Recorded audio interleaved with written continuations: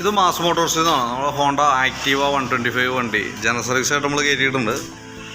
അതിനകത്ത് നമുക്ക് ഓൾറെഡി ഒരു കംപ്ലയിൻറ്റ് പറഞ്ഞിട്ടുണ്ടായിരുന്നു, അതായത് റണ്ണിങ്ങിൽ വണ്ടി ഇടയ്ക്കൊന്ന് ഓഫായി പോയ പ്രോബ്ലം. അപ്പോൾ അതും നമ്മൾ ഡീറ്റെയിൽ ആയിട്ട് ചെക്ക് ചെയ്തിരുന്നു കേട്ടോ. അപ്പോൾ നിലവിൽ സർവീസുമായി ബന്ധപ്പെട്ട് നമ്മളതിൻ്റെ ബാക്ക് ബ്രേക്കൊക്കെ നമ്മൾ അഴിച്ച് ചെക്ക് ചെയ്യുമ്പോൾ ബ്രേക്ക് ലൈനറൊക്കെ മാക്സിമം ഉപയോഗിച്ച് തീർന്നിട്ടുണ്ട് കേട്ടോ. പരമാവധിയിലേക്ക് എത്തിയിട്ടുണ്ട്. ഹോണ്ടയുടെ കമ്പനി ലൈനർ തന്നെ കിടക്കണത്. അപ്പോൾ മാക്സിമം അതായത് അഡ്ജസ്റ്റിങ് ഏകദേശം ഇത്ര എത്തിയിട്ടുണ്ട്. അപ്പോൾ ഓൾറെഡി ഇപ്പോൾ നമുക്ക് കുറവാണ്. വീണ്ടും ചെയ്യാമെന്ന് പറയുമ്പോഴത്തേക്കും അത് അഡ്ജസ്റ്റിങ് തീരും. അപ്പോൾ നമുക്ക് പുതിയ ലൈനർ ഇടാം. അതിന് ശേഷം നമുക്ക് ഈ ബ്രേക്കിൻ്റെ കേബിളുകൾ, ഈ വന്ന കേബിളും കംപ്ലൈൻ്റാണ്. കംപ്ലൈൻറ്റ് എന്ന് പറഞ്ഞാൽ ടൈറ്റാണ്, നമ്മൾ ഒരുപാട് സ്ട്രെയിൻ ചെയ്ത് പിടിക്കേണ്ട സിറ്റുവേഷനാണ്. അതേപോലെ തന്നെ ഫ്രണ്ടിലേക്ക് വന്ന ഈ ഒരു കേബിളും ടൈറ്റ് കാണിക്കുന്നുണ്ട്. അപ്പോൾ ആ 2 ബ്രേക്ക് കേബിൾ ചേഞ്ച് ചെയ്യുക. അതേപോലെ തന്നെ ബാക്കിലെ ബ്രേക്ക് ലൈനർ ചേഞ്ച് ചെയ്യുക. പിന്നെ അതേപോലെ എയർ ഫിൽറ്ററിൻ്റെ ഭാഗം നമ്മൾ നോക്കുന്നുണ്ട്. എയർ ഫിൽറ്ററൊക്കെ ചെക്ക് ചെയ്യുമ്പോൾ നല്ല ഫിൽറ്ററാണ് കിടക്കുന്നത് കേട്ടോ. അതേപോലെ തന്നെ അതിൻ്റെ കമ്പനി ഫിൽറ്റർ തന്നെയാണ്, ഹോണ്ടയുടെ ഒറിജിനൽ ഫിൽറ്റർ തന്നെ കിടക്കുന്നത്. അപ്പോൾ അതൊന്ന് തുടച്ച് ക്ലീൻ ആക്കിയിട്ടൊക്കെ ഒന്ന് റീസെറ്റ് ചെയ്താൽ മതി. ബെൽറ്റിൻ്റെ ആ ഭാഗം നമ്മൾ ചെക്ക് ചെയ്യാനൊക്കെ ആയിട്ട് അതിൻ്റെ ക്ലച്ച് സൈഡ് അഴിച്ചിട്ടുണ്ട്. അപ്പോൾ അഴിച്ച് ചെക്ക് ചെയ്യുന്ന സമയത്ത് വേറെ ഓയിൽ ലീക്കോ കാര്യങ്ങളൊന്നും നിലവിൽ ക്ലച്ചിൻ്റെ ഭാഗത്തില്ല. പിന്നെ അതിൻ്റെ variator body, boss drive, roller, അതൊക്കെ നമ്മൾ ചെക്ക് ചെയ്യുമ്പോൾ നോർമൽ സാധാരണ രീതിയിലുള്ള തേയ്മാനങ്ങളൊക്കെ ഉള്ളൂ. അതിൻ്റെ ബെൻഡെക്സ് യൂണിറ്റാണത്, പിനിയൻ സ്റ്റാർട്ടർ എന്ന് പറയും. അപ്പോൾ അതിൻ്റെ വർക്കിംഗ് ചെക്ക് ചെയ്യുമ്പോഴും ഓക്കെയാണ്, വലിയ പ്രശ്നമൊന്നുമില്ല. പിന്നെ നമുക്ക് അതിൻ്റെ ബാക്കിലെ ക്ലച്ച് പുള്ളി പോലെ വർക്ക് ചെയ്യുന്ന ഈ യൂണിറ്റാണിത്. അപ്പോൾ അത് നമ്മൾ നോക്കുമ്പോൾ അത്യാവശ്യം തുരുമ്പുണ്ട്. അതുകൊണ്ട് നമ്മളത് അഴിച്ച് ഒന്ന് ഗ്രീസ് ചെയ്ത് വിടുന്നുണ്ട് കേട്ടോ. കാരണം എന്ന് വെച്ചാൽ അതിൻ്റെ വീലുകൾക്കൊന്നും വേറെ തേയ്മാനത്തിലേക്ക് എത്തിയിട്ടില്ല.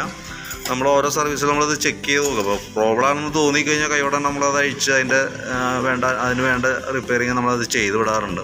അപ്പോൾ അതേപോലെ നമ്മൾ അതിൻ്റെ പർപ്പസിന് വേണ്ടിയിട്ട് അഴിച്ചാണ്. അപ്പോൾ നമ്മൾ ചെക്ക് ചെയ്യുന്ന സമയത്ത് തുരുമ്പ് കണ്ടത് കൊണ്ട് നമ്മളത് ഫുള്ളായിട്ടൊന്ന് അഴിച്ച് ഗ്രീസിങ് നടത്തി റീസെറ്റ് ചെയ്യുന്നുണ്ട്. ക്ലച്ച് വെയിറ്റ് സെറ്റ് യൂണിറ്റൊക്കെയാണത്, ക്ലച്ച് ഷൂ എന്ന് പറയും. നിലവിലൊക്കെ സാധാരണ രീതിയിലുള്ള തേയ്മാനങ്ങളൊക്കെ ഉള്ളൂ, വേറെ കംപ്ലൈൻറ്റ് എന്ന് പറയാനായിട്ടൊന്നുമില്ല. അപ്പോൾ അതൊന്ന് ആ രീതിയിൽ ക്ലിയർ ചെയ്താൽ മതി. പിന്നെ നമുക്ക് ഇതിൻ്റെ ബെൽറ്റിൻ്റെ ഭാഗം നമ്മൾ ചെക്ക് ചെയ്യുന്ന സമയത്തുണ്ടല്ലോ, ഇതുമ്പോൾ കിടക്കുന്ന ബെൽറ്റ് കമ്പനി ബെൽറ്റ് അല്ല, ബാൻഡോ എന്ന് പറഞ്ഞൊരു കമ്പനിയുടെയാണ്.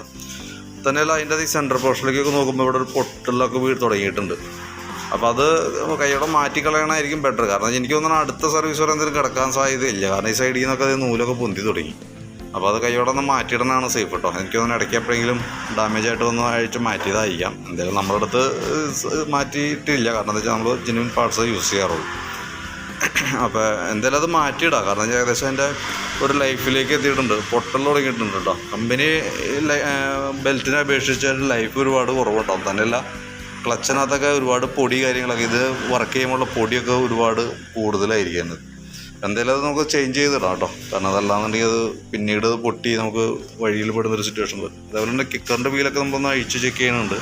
അതേപോലെ ഗ്രീസിങ് ഒക്കെ നടത്തി റീസെറ്റ് ആക്കുന്നുണ്ട്. പിന്നെ ഈ ഭാഗത്തേക്ക് വരുമ്പോഴത്തേക്ക് നമുക്ക് അതിൻ്റെ ഈ ചോക്കിൻ്റെ കേബിളൊക്കെ നമ്മൾ ചെക്ക് ചെയ്യുമ്പോൾ ഓക്കെ, വർക്കിംഗ് ഒന്നും പ്രശ്നമില്ല. ആക്സിലേറ്ററിൻ്റെ കേബിളും വേറെ പ്രോബ്ലം ഒന്നും കാണിക്കണില്ല. നമുക്ക് റണ്ണിങ്ങിൽ വണ്ടി ഓഫായി എന്ന് പറഞ്ഞതും പ്രകാരം നമ്മളതിൻ്റെ ഫ്യൂൽ ലൈൻ ചെക്ക് ചെയ്തിരുന്നു. നിലവിൽ ഫ്യൂൽ ലൈനൊക്കെ ഓക്കെയാണ്, വേറെ പ്രോബ്ലം ഇല്ല. അതേപോലെ തന്നെ പ്ലഗിലേക്ക് HT കോയിലിൽ എന്ന് പറഞ്ഞാൽ അതിൻ്റെ പവറും നമ്മൾ ചെക്ക് ചെയ്യുമ്പോൾ അതും നിലവിൽ നോർമലാണ്. അത്യാവശ്യം നല്ല രീതിയിൽ തന്നെ വേരിയേഷനൊന്നും ഇല്ലാത്ത രീതിയിൽ തന്നെ നമുക്ക് കിട്ടുന്നുണ്ട്.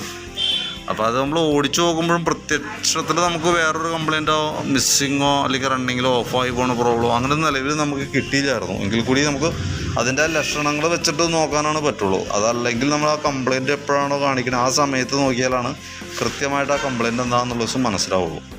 ഇപ്പോൾ പറയത്തക്ക കംപ്ലയിൻറ്റുകൾ നമ്മളിപ്പോൾ നോക്കുന്ന സമയത്ത് എല്ലാ ഭാഗവും ഓക്കെ ആയിട്ടാണ് കാണുന്നത് കേട്ടോ.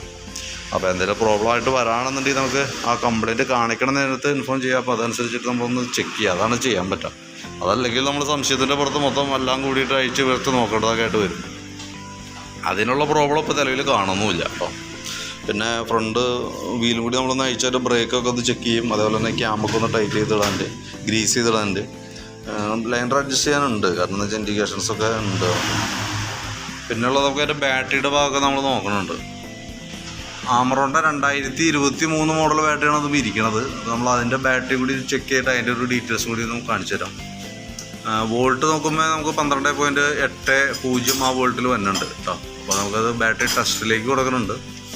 ബാറ്ററി ടെസ്റ്റിലേക്ക് കൊടുക്കുമ്പോൾ നിലയിൽ ഓക്കെ ആയിട്ട് കാണിക്കുള്ളൂ. കാരണം വെച്ചാൽ വാറണ്ടിയിലുള്ള ബാറ്ററിയാണ്, പുതിയ ബാറ്ററിയാണ്, ഓക്കെ ആയിട്ട് കാണിക്കണം കേട്ടോ. അപ്പോൾ നമുക്ക് സർവീസിനകത്ത് ബാറ്ററി ടെസ്റ്റ് കാര്യങ്ങളൊക്കെ ഉള്ളത് കൊണ്ട് നമ്മൾ ചെക്ക് ചെയ്യണമെന്നുള്ളൂ കേട്ടോ. 2023 എന്ന് പറയുമ്പോഴത്തേക്കും നമുക്ക് വാറണ്ടി പീരീഡ് ഉണ്ട്. 2 വർഷം വാറണ്ടി ഉള്ള ബാറ്ററിയാണ് ആമറോണിൻ്റെ. നല്ല ബാറ്ററിയാണ്, വേറെ പ്രോബ്ലം ഒന്നുമില്ല കേട്ടോ. പിന്നെ അതേപോലെ തന്നെ നമുക്ക് അതിൻ്റെ പ്ലഗ് ഓയിലും ഒന്ന് അഴിച്ചൊന്ന് ക്ലീൻ ആക്കുന്നുണ്ട്. പ്ലഗിൻ്റെ ഈ കറക്റ്റ് ഫേസിലേക്ക് നോക്കുമ്പോൾ നമുക്കൊരു ചെറിയ ഓയിലിൻ്റെ നനവ് പോലെ കാണുന്നുണ്ട്. അതായത് മൈന്യൂട്ടായിട്ട് ഓയിൽ ചിലവ് തുടങ്ങിയിട്ടുണ്ട് എന്ന് വേണം നമുക്ക് അതിനകത്ത് നിന്ന് മനസ്സിലാക്കാനായിട്ട്. പ്ലഗ് വലിയ പഴക്കമില്ല, പുതിയ പ്ലഗാണ് കിടക്കുന്നത്. അപ്പോൾ നമ്മൾ അതും പ്രകാരം എഞ്ചിൻ ഓയിൽ നോക്കുമ്പോൾ എഞ്ചിൻ ഓയിൽ ഒരു അല്പം ലെവൽ കുറവ് കാണുന്നുണ്ട് കേട്ടോ. നിലവിൽ ശരിക്കും പറഞ്ഞാൽ ഓയിൽ ഒരു 3000 കിലോമീറ്ററൊക്കെയാണ് ശരിക്കും ഉപയോഗിക്കാൻ പാടുള്ളൂ. അപ്പോൾ മൈന്യൂട്ടായിട്ട് ഓയിൽ ചിലവ് തുടങ്ങിയിട്ടുണ്ടെന്ന് വേണം നമുക്ക് അനുമാനിക്കാനായിട്ട്. കാരണം എന്ന് വെച്ച് കഴിഞ്ഞാൽ ഈ സൈഡിൽ നിന്ന് നമുക്ക് നോക്കുമ്പോൾ പ്ലഗിനകത്ത് ചെറിയ നനവൊക്കെ കാണുന്നുണ്ട്. അപ്പോൾ തൽക്കാലം നമുക്ക് ഓയിലൊക്കെ മാറ്റി റീസെറ്റ് ചെയ്ത് പോകാം. അപ്പോൾ ഇടയ്ക്കൊന്ന് ഓയിൽ ലെവലൊന്ന് നോക്കുന്നത് നല്ലതാണ്. കാരണം കുറയൊന്നും ഇല്ല എന്നുള്ള ഉറപ്പ് വരുത്തേണ്ടതായിട്ടുണ്ട്. പിന്നെ സെക്കൻഡറി ഫിൽറ്റർ യൂണിറ്റൊക്കെ ആയാലും ഒന്ന് ക്ലീനാക്കി റീസെറ്റ് ചെയ്താൽ മതി. അപ്പോൾ നിലവിൽ നമുക്കിതുമായി ബന്ധപ്പെട്ട് ഒരു എസ്റ്റിമേറ്റ് ആക്കിയിട്ട് അതിൻ്റെ ഡീറ്റെയിൽസ് ഞാനൊന്ന് പറയാം. അതായത് ബാക്കിലേക്ക് തന്നെ ബ്രേക്കിൻ്റെ കേബിളുകളുണ്ട്. ഫ്രണ്ടിലെ കോമ്പി ബ്രേക്കിൻ്റെയും ബാക്കിലെ ബ്രേക്കിൻ്റെ കേബിളും, brake liner, belt, engine oil, ഇതെല്ലാം വിളിച്ചിട്ടുള്ള ഒരു എസ്റ്റിമേറ്റ് നോക്കിയിട്ട് അതിൻ്റെ ഡീറ്റെയിൽസ് ഒന്ന് വാട്സാപ്പിലേക്ക് ഇടാം. അപ്പോൾ വീഡിയോ ഒന്ന് കാണാം, അതിന് ശേഷം നോക്കിയിട്ടൊന്ന് റിപ്ലൈ ഇടാം. അത് പ്രകാരം നമുക്ക് വർക്ക് കംപ്ലീറ്റ് ചെയ്യാം കേട്ടോ.